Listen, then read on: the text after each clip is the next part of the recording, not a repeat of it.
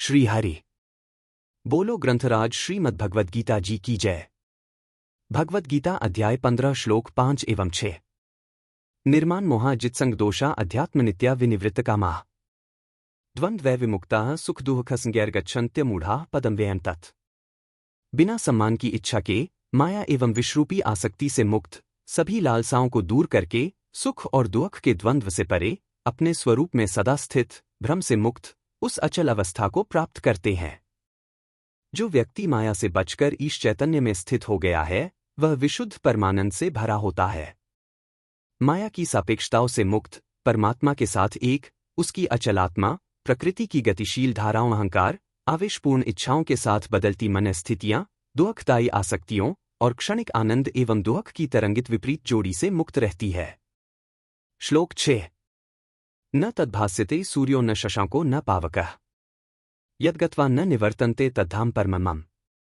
जहां कोई सूर्य या चंद्र या अग्नि नहीं चमकते हैं वह मेरा परम धाम है। वहां पहुंचकर मनुष्य कभी पुनर्जन्म नहीं लेते।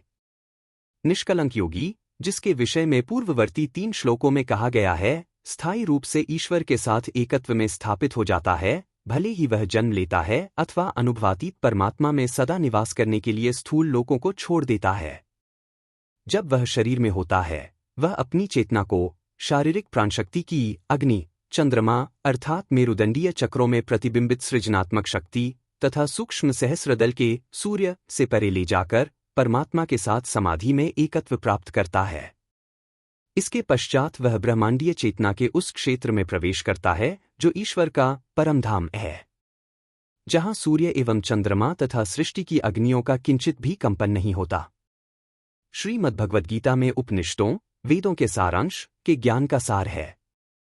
निम्नलिखित विचार जो इस गीता श्लोक में उद्धृत है कई उपनिषदों में पाया जाता है। जहां सूर्य और चंद्र और सितारे और तड़ित अपने चमकीले नेत्रों से झांकने का भी साहस नहीं कर सकते, वहां अपने अव्यक्त धाम में मैं निवास करता हूं।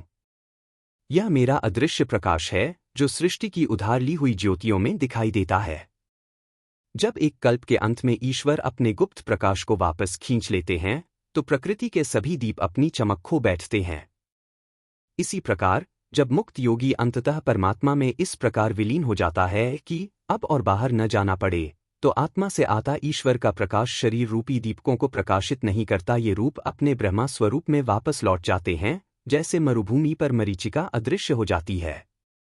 सर्वव्यापक परमात्मा का अव्यक्त लोक सदा के लिए सभी स्पंदनों से मुक्त रहता है। सूर्य, चंद्र, अग्नि सभी अपनी ब्रह्मांडीय एवं जागतिक अभिव्यक्तियों में प्रकृति के ब्रह्मांडीय स्पंदन के आंदोलित समुद्रों से संबंध रखते हैं। जिस प्रकार एक झरने के नीचे के भंवर इसके स्रोत पर जल के जलाशय को अशांत नहीं कर सकते, उसी प्रकार विश्व चैतन्य से निकलने वाले स्पंदन के भंवर उसके भीतर हलचल पैदा नहीं कर सकते। यहां तक कि प्रकाश अथवा गति के सूक्ष्मतम स्पंदन भी ईश्वर के स्पंदन रहित सर्वव्यापी परमानंद के अवर्णनीय अति सूक्ष्म अनंत क्षेत्र में उपस्थित नहीं होते। बोलो ग्रंथराज श्रीमद्भगवद गीता जी की जय। जय श्री कृष्ण।